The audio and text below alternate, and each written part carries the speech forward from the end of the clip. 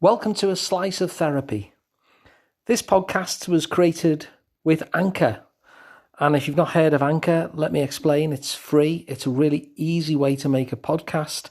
And it helps me because I can just do this every day directly into my phone, because there's creation tools that allow you to record and edit your podcast right from your phone or computer. So if you fancy making a podcast too, download the free Anchor app or go to anchor.fm to get started.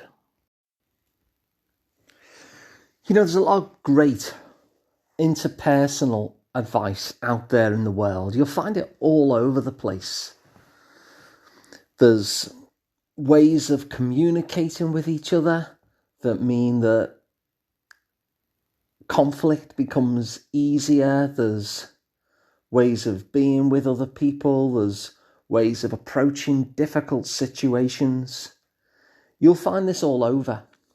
You'll find that there are books and books and books just filled with really great, sensible, rational, logical advice about what to say and how to respond and how to structure your response in such a way that when things feel a bit conflicty, that you'll know exactly how to handle it, because this advice exists with its step-by-step approaches, and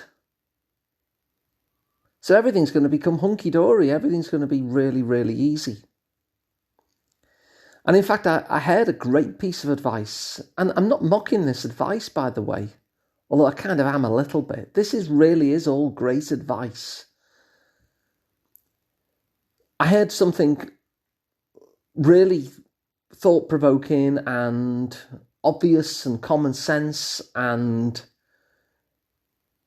a great thing to do if we can do it. The author, Dan Pink, was asked about what he would put on a billboard if he could have billboards put around the country, and his advice was 3 words. The thing he'd have on a billboard all around the country are the words: assume positive intent.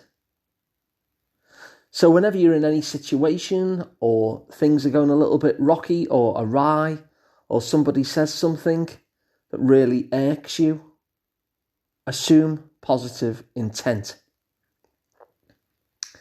Now, I do actually think that's good advice. I think all this stuff that I was talking about in the books, they're typically good advice, and they make great logical sense when you read them. But here's the thing about all of it. All of it becomes much more difficult, sometimes to the point of almost feeling impossible, if we don't feel safe. So let's take that advice there, assume positive intent. The logical basis of it is that people are not going round just trying to be horrible to each other all the time. People generally, for the most part, and there are exceptions to this, people for the most part are trying to do their best.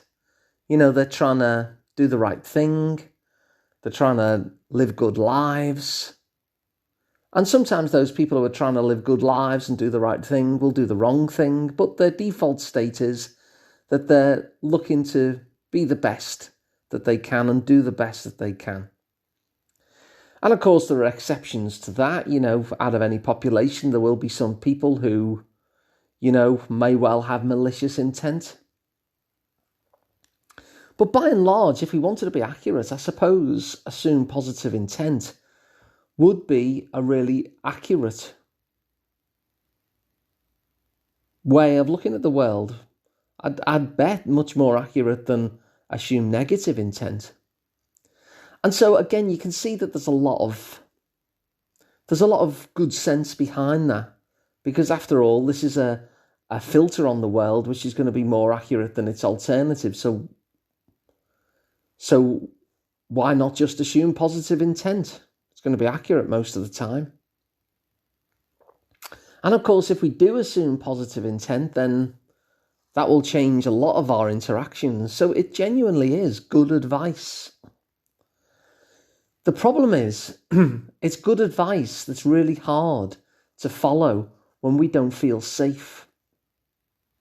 Now, let's say that you grew up in a home, for instance, that didn't feel safe. Maybe it was a home, because many of us will grow up in a home that felt kind of scary, that felt volatile and unpredictable. Perhaps you grew up in an environment where, as you were learning what the setup was, as you were learning the interrelational laws of physics, as I mentioned on yesterday's podcast, maybe what you figured out was that it didn't actually appear that people had positive intent. And so to assume positive intent is actually quite threatening, is actually quite scary. In some particular situations, it can actually be perhaps even dangerous. To assume positive intent when you're in danger, when you're very young, might not actually be the most sensible strategy. It's all context dependent, after all. If you're out there with a lion, and the lion has escaped from the safari park and you're face to face with it, it might not be best to go, well, I'm sure the lion doesn't want to eat me. I'm going to assume positive intent. It just wants a cuddle. There are actually certain situations where it makes sense to retreat. And if you grew up in an environment like that, then when it comes to adult life and somebody says, well, it's straightforward, all you need to do is assume positive intent, there'll be a huge part of us which is, yeah, that makes sense. That makes sense, that's what I'll do.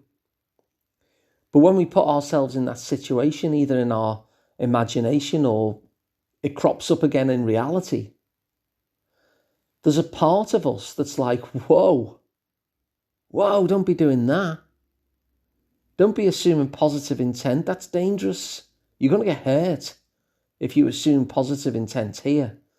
This is a threatening situation and you need to protect yourself. Never mind all this assume positive intent nonsense. You need to look after you.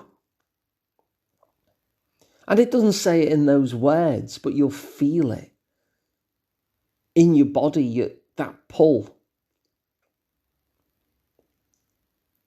Now, the thing about feeling that pull is what's going on there is that there's actually two things in play at the same time. There's the part of you that thinks that makes such good sense. It's really good advice and I'll definitely do that. But there's that other part, that very protective part, which is saying, no, don't be doing that. Because you grew up in an environment where there was at least somebody who it just didn't make sense to assume positive intent from.